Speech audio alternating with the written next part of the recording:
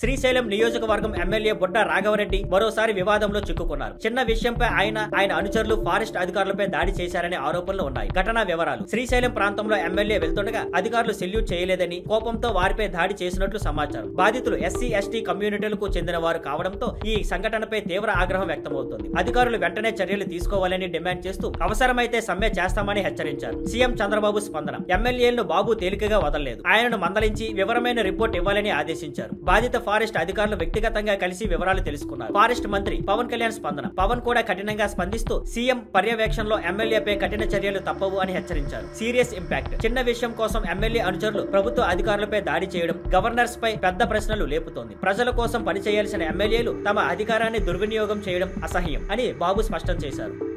Thank you for watching. Please like, share and subscribe.